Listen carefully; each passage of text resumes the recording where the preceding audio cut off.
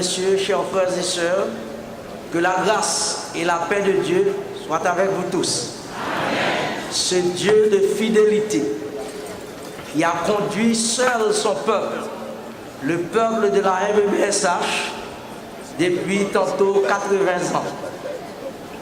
N'est-il pas merveilleux et nécessaire d'acclamer ce grand Dieu, le Dieu de l'univers transcendant, etc. Je remercie aussi les membres de la commission et les membres du comité exécutif qui m'ont assigné cette tâche de vous parler de mon parcours ministériel et ma connaissance de la mission évangélique baptiste du sud d'Haïti, vieille de 80 ans, et également d'essayer de centrer l'action ou l'œuvre de notre grand Dieu au sein de la mission évangélique. Je suis né un 28 décembre 1953. Il n'y a qu'un seul 28 décembre. Donc, ça signifie que moi paraître dans l'an 19 de la mission. Donc, ça permet que moi j'ai une vue générale puisque j'ai côtoyé tous les grands fondateurs de la mission. Le Seigneur m'avait donné le privilège de travailler à côté d'eux. Je suis né dans une famille profondément chrétienne et qui ont développé des valeurs chrétiennes. Mon père, le pasteur Bevilgène, et son jumeau, son frère jumeau, le pasteur Lévi Jeune.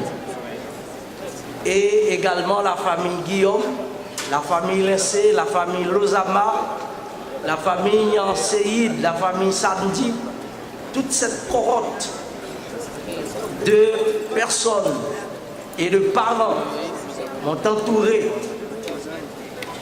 dans mes années formatives.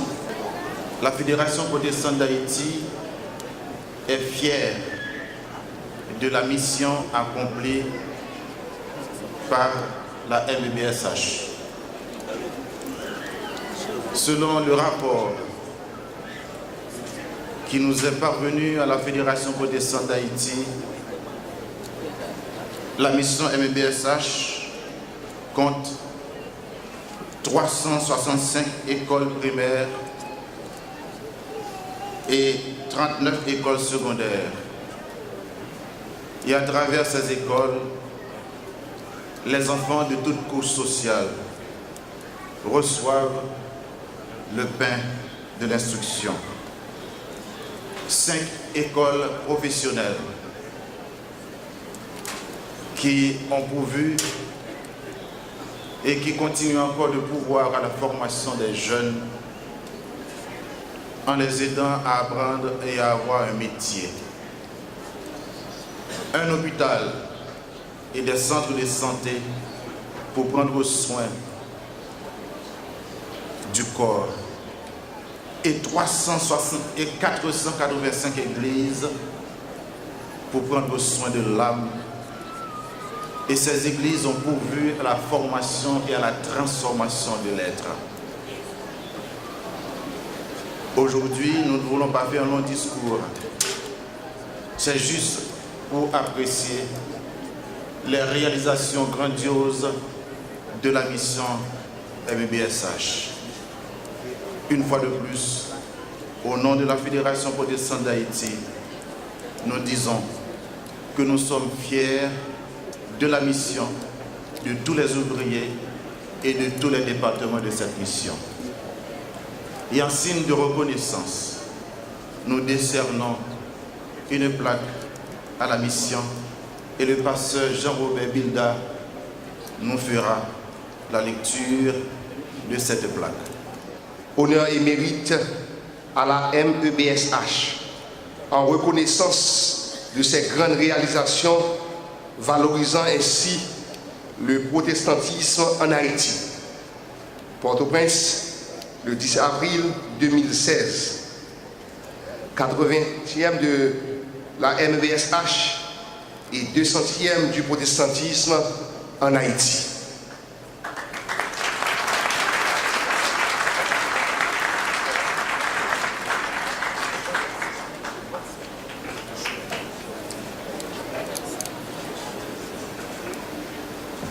C'est pour nous un honneur de recevoir cette plaque au nom de la mission évangélique Baptiste Sud d'Haïti, à la Fédération protestante d'Haïti et le CEH. Que Dieu vous soit en aide. Aujourd'hui, nous sommes heureux et fiers de célébrer la 80e d'existence de notre mission. La MEBSH, 80 années de combat, 80 années de travail, 80 années de haut et bas, 80 années de miséricorde et de grâce, 960 mois, 49 920 semaines, 349 440 jours, 8 386 560 heures, 503 193 600 minutes, 30 milliards, 195 716 000 secondes. La MEBSH existe toujours. En 1936, nous sommes partis de rien pour construire un mouvement, une grande organisation, avec le support du grand Dieu trinitaire. La mission évangélique Baptiste du Sud d'Haïti a vu le jour sous des tonnelles. Mais aujourd'hui, nous sommes réunis dans un tabernacle. C'est ce Dieu qui a transformé les petites expériences en des expériences extraordinaires.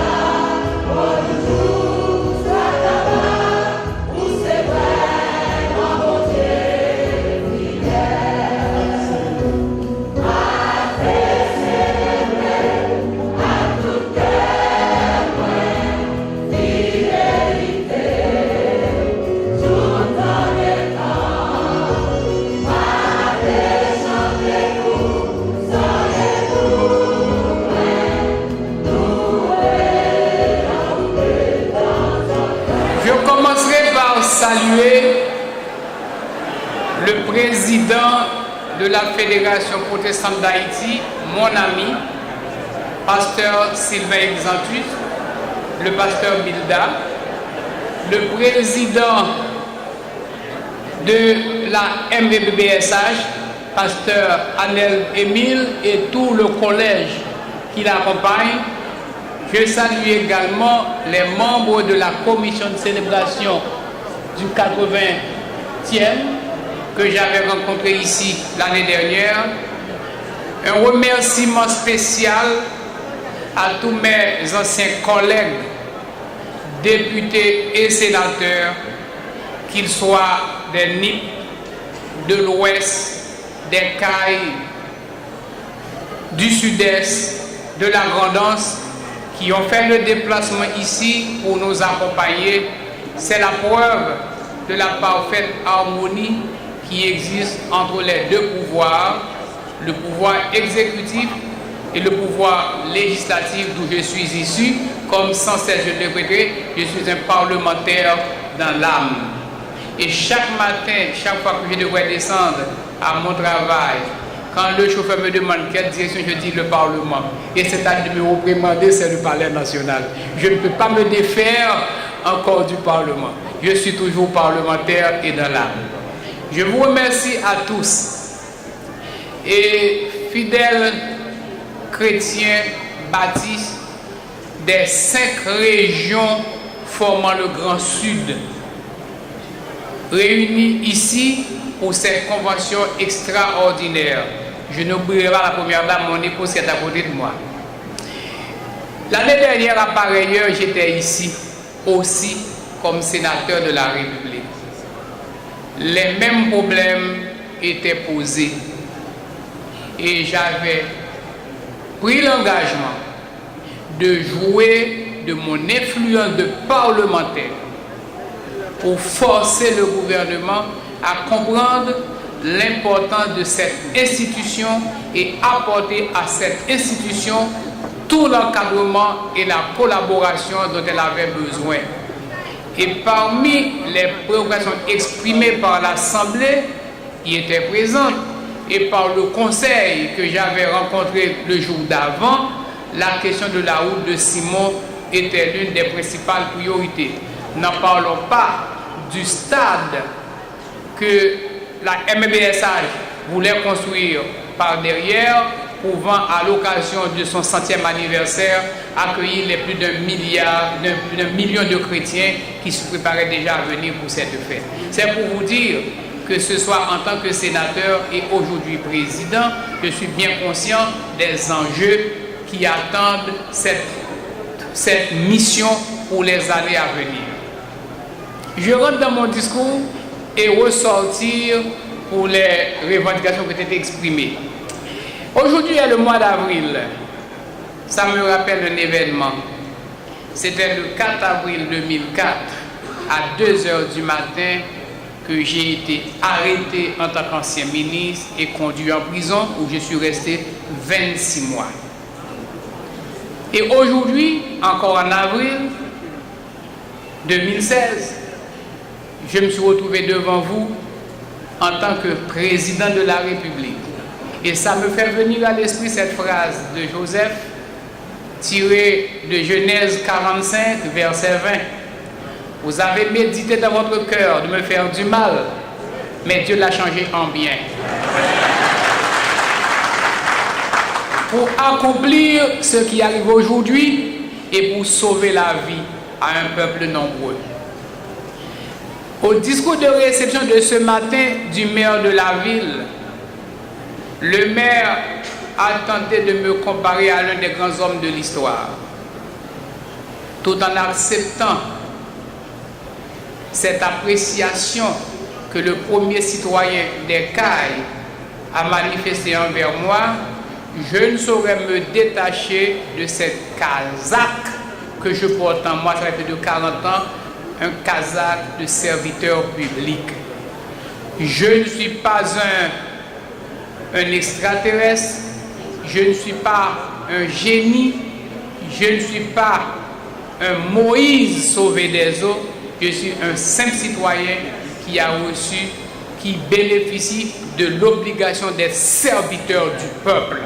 Et tous les actes que je suis amené à poser, pendant toute ma vie, que ce soit comme fonctionnaire, que ce soit comme parlementaire et aujourd'hui comme président, je ne veux qu'avoir comme objectif que le bien-être de mes concitoyens.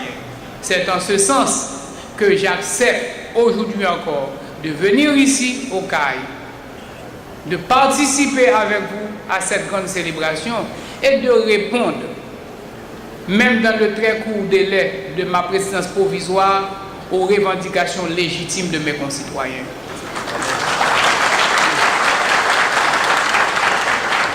Je vais retourner dans les revendications de mai février, mais il y a une qui est fondamentale. Le pasteur Exotus l'a abordé. Ça fait 200 ans que le protestantisme est enraciné dans la vie du peuple haïtien. Ça fait 200 ans que le protestantisme apporte sa contribution au développement spirituel, moral du peuple haïtien. Mais ça fait 200 ans aussi que le protestantisme se plaint de ne recevoir l'appui de l'État. À cette fin, les différentes conversations que j'ai eues avec pasteur Exantus et même avec d'autres pasteurs avant, la principale faiblesse du protestantisme, dont je peux dire, représente plus de 70% de la population haïtienne, reste la question de l'unité. L'Église protestante, autant que l'Église catholique, autant que les autres églises, a droit à tous les privilèges reconnus par la législation haïtienne. Qu'est-ce qui manque? il manque une interface unique pour l'ensemble du secteur. Il manque une interface unique pour l'ensemble du secteur. J'ai eu déjà il y a 2 semaines une rencontre avec le pasteur Exantius autour d'un protocole d'accord au concordat que l'Église catholique a signé il y a près de 200 ans, que l'État signe un protocole d'accord avec l'Église protestante, faisant de la fédération protestante la seule interface entre l'État et les églises. On a discuté de ce sujet et pas plus tard que cette semaine, nous l'avions encore abordé et je suis en attente à ce que le secteur protestant se mette d'accord sur ce type de protocole, sur ce type d'accord que j'aurais aimé, que j'aurais souhaité, que j'aurais aimé en tant que président provisoire laisser en héritage aux générations à venir comme base des relations entre l'État et l'Église protestante. Bien entendu, un tel accord va absolument nécessiter la ratification du Parlement. C'est dans ce sens aussi que dans mon message d'année dernière, que je n'avais pas eu la chance malheureusement de prononcer, j'allais exhorter le secteur protestant, les fidèles protestants, dans leur choix de représentants, de ne pas uniquement voir l'obligation politique de l'État, l'obligation sociale de l'État, l'obligation environnementale des hommes d'État, mais les hommes d'État sont tenus aussi de défendre les valeurs spirituelles qui font le fondement de notre société. Je me réjouis qu'en cette circonstance, que ce ne soit pas les autorités politiques seulement, en ce sens au niveau gouvernemental, qu'il y a une cohorte de parlementaires qui soit présente avec vous. C'est de bon augure que le secteur bénéficie d'une forte sympathie au niveau du Parlement. À vous de profiter de la présence de la 50e pour faire passer les lois qui gouvernent les aspects, les fondements de l'Église, les fondamentaux de l'Église en tant que valeur morale et spirituelle.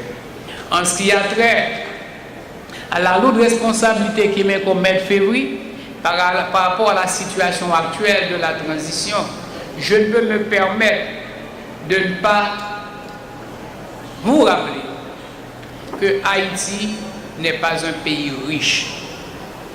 Haïti est un pays pauvre. S'il est vrai que pendant ces 5 dernières années, nous avions donné, nous autorités, l'image d'un pays qui vit dans l'abondance par nos comportements, aujourd'hui nous sommes appelés à nous serrer les ceintures pour faire le bon usage des mêmes ressources qui sont disponibles dans le pays. C'est une réalité que je ne peux pas cacher. Il est vrai que dans les prochains jours, pour ne pas dire dans les prochaines heures, le gouvernement va devoir travailler pour rectifier le budget qui a été approuvé par l'ancien gouvernement et le rectifier en tenant compte des priorités actuelles de l'État et des mêmes ressources qui sont disponibles. Et immédiatement, nous remettre en chantier pour le budget de l'exercice 2016-2017. Et à ce carrefour, des choix prioritaires doivent être faits et mes anciens collègues députés et sénateurs qui vous accompagnent sauront que des ressources aussi doivent être mobilisées pour permettre, la célébration du 200e du protestant en Haïti qui sera célébrée l'année prochaine et aussi cette année, et pourquoi pas cette revendication récurrente du peuple de Simon que les 500 mètres de route qui relient la route nationale à ce tabernacle soient une fois pour toutes résolus.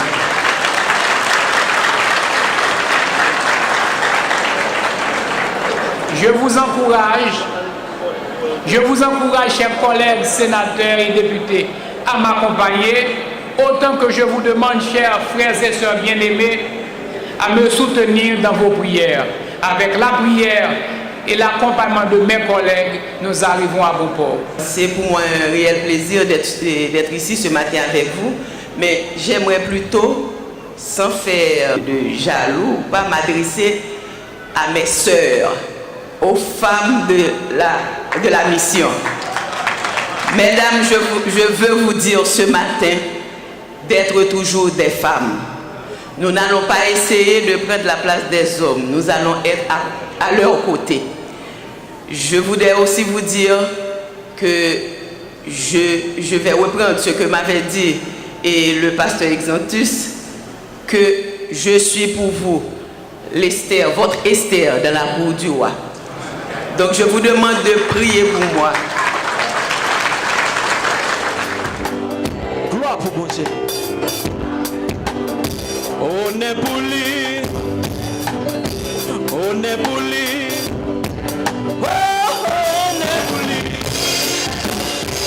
On est pour lui. On est pour mon Dieu, nous qui tout pouvoir. On est pour lui. On est pour lui.